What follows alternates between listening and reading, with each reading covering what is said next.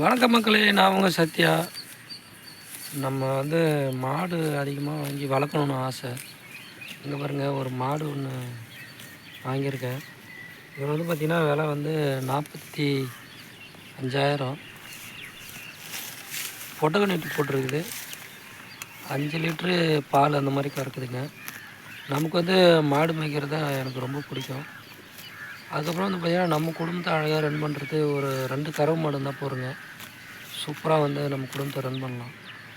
ஏன்னா ஒரு மாதத்துக்கு 2 மாடு கறவை மாடுனா குறைஞ்சபட்சம் 20,000 பால் கறக்குங்க. அந்த மாதிரி ஒரு 2 மாடு நம்ம அந்த மாதிரி புல்லு எங்கெல்லாம் புல்லு இருக்குதோ அங்கெல்லாம் பார்த்திங்கன்னா பிடிச்சிக்கின்னு மேய்ச்சி அது இதே மாதிரி அதுக்கு புல்லு தீனி, ஏன்னா எல்லா இடத்துலையுமே கரும்பு இருக்கும். நம்ம அதில் பிடிச்சின்னு மேய்ச்சின்னு அதுக்கப்புறம் புல்லாம் பிடிக்கணும் போட்டு அதை மெயின்டெனன்ஸ் பண்ணாக்கா நமக்கு பார்த்திங்கன்னா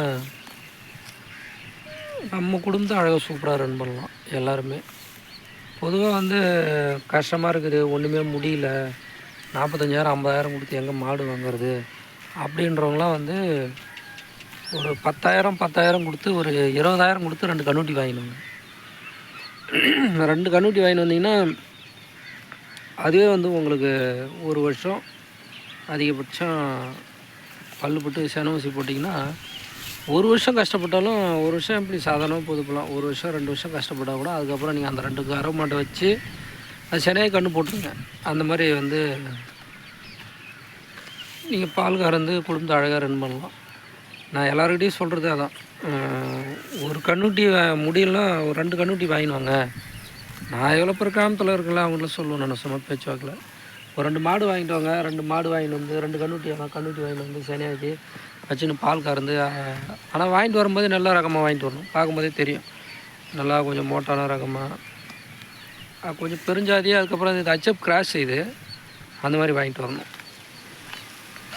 நமக்கு நிலம் இருக்குது, சும்மா கரும்பு கிடக்குது அதிகமாக, இந்த வாழைவெல்லாம் கரும்பு புல்லு பூண்டு அதிகமாக கிடக்குது. அதனாலே மாடு வாங்கி வளர்க்கணும் ஆசை. இன்னொரு கன்னுட்டி வீட்டில் இருக்குதுங்க, அது அதுவும் செப்பு கிராஸ் தான், அது அந்த கொள்ளில் இருக்குதுங்க.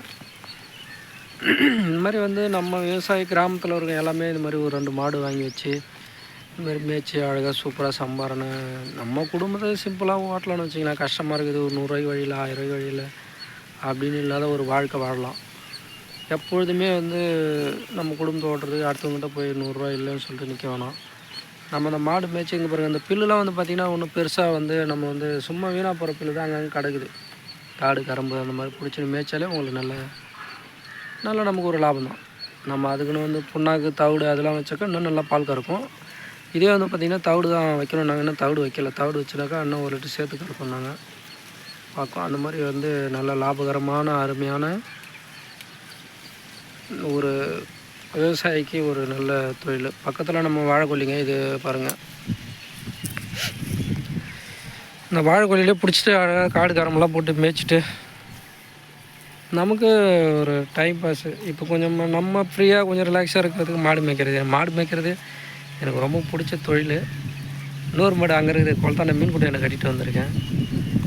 ஓகேங்க, உங்களுக்கும் மாடு இந்த மாதிரி மேய்க்கணும்னு ஆசை இருந்தால் அந்த மாதிரி மாடு பிடிச்சி வச்சுங்க மேய்ங்க. ஒரு 2 கறவை மாடு இருந்தால் போதும், சூப்பராக குடும்பத்தை ரன் பண்ணலாம்.